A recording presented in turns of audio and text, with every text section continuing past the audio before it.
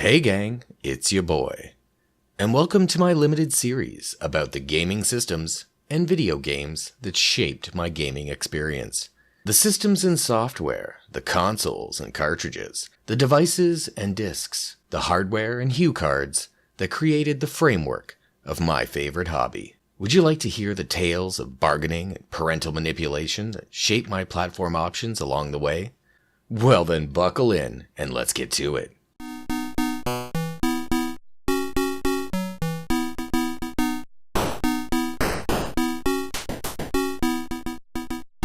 My parents weren't wealthy people, but my dad ran a successful business, and most of my siblings had moved away before I developed an interest in gaming. Our family rarely had the newest systems, but there were a few consoles that graced our living room in those early years. Some were quite forgettable, like the RadioShack TV scoreboard, which was literally just 3 versions of Pong, and the Emerson Arcadia 2001, which was a Canadian and television knockoff. But the system that really stood out during this era was the legendary Atari 2600. Let's begin with the RadioShack system. Here's a wide lapel commercial from 1976 for the TV scoreboard. Julie ready to go? Are you kidding? Hey, you want to play hockey? We got a new TV scoreboard game from RadioShack. Sure. RadioShack's fast-action TV games. Play hockey, tennis, squash, and more. Easy hookup to any TV. I'm ready. A great gift idea. An exciting entertainment bargain for year-round fun. The system connected to the television with a handy little bypass switch that hooked up to the VHF antenna feed. It only sent a video signal in black and white with the sound effects, if you could call them that, being handled by an onboard speaker, which annoyingly could neither be silenced or turned down. The system had wired controllers that never really sat properly in their built-in cradles once the cords got sufficiently kinked and twisted. Once this little brown box outlived its entertainment value, it eventually ended up in the trash, save for the handy bypass switch that I would later use to play back videos from my Fisher-Price PXL 2000 portable video camera, which was my first love in video production. But that's a story for another time. I was very young then, so the credit for convincing my parents to purchase the RadioShack console belonged to my older siblings.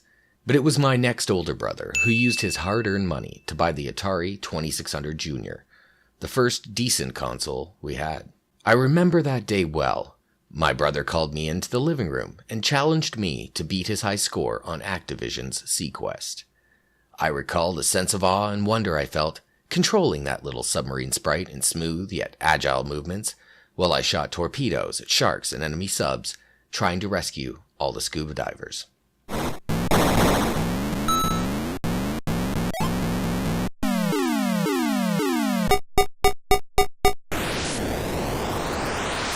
I remember being surprised at the danger of surfacing too quickly, or too late, risking detonation. Now, I was already familiar with the previous, more clunky incarnation of the 2600 with its faux wood grain finish and rubber tip selector switches that I got to play occasionally while visiting a friend. But that older version had mostly paddle-controlled games which I didn't really care for, as I found the paddles to be overly sensitive and not at all comfortable. There was a more aesthetic appeal to that short rainbow version of the 2600 Junior which compelled me to play daily and ignited my passion for gaming. The textured black plastic and brushed aluminum design of the console, the responsive joystick with its springy fire button, not to mention the flight stick style controllers that followed as my brother and parents sunk more money into the system. Lastly, the 2600 was the first console I ever bought into, saving up my allowance money for weeks to buy the game Boxing. Dolphin was another Activision favorite. Playing a carefree dolphin being hunted by a deadly squid, navigating coral reefs using sonar to find the gaps while catching currents,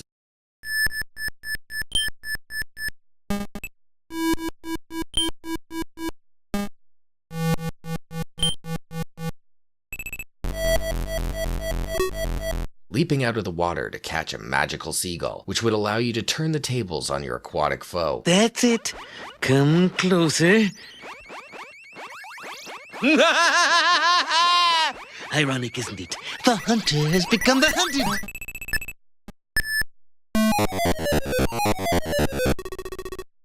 Atari's Yar's Revenge was high on my list of favorites, and the first game I ever knew of to come with its own packed-in comic book. Playing a humanoid fly in a spacesuit, chomping down on enemy shields, hiding out from enemies in the neutral zone, and dodging missiles while positioning to send one back was just exhilarating.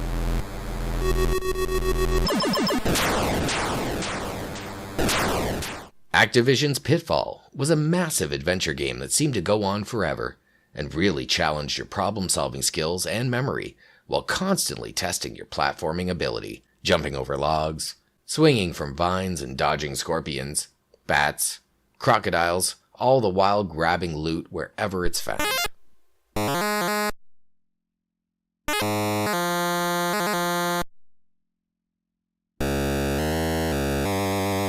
There were other games I had as a kid, like Asteroids,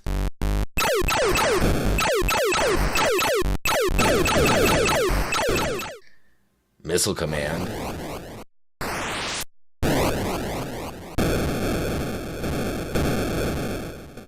Defender,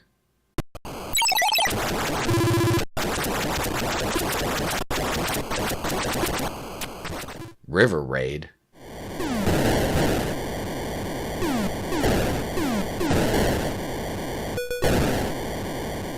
Pole Position,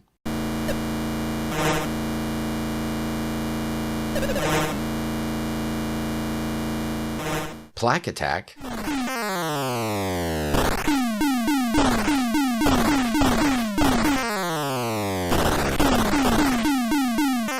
Frogger,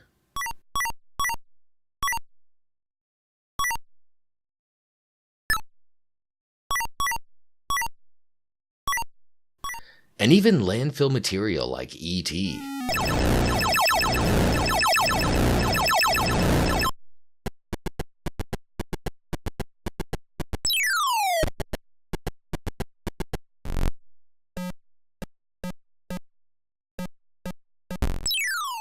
But my favorite game for this system had to be Atari's Desert Falcon.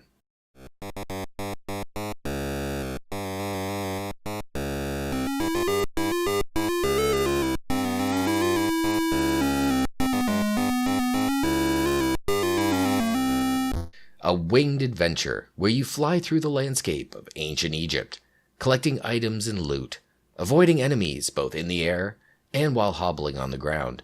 But the best part was the Sphinx boss battles at the end of each level.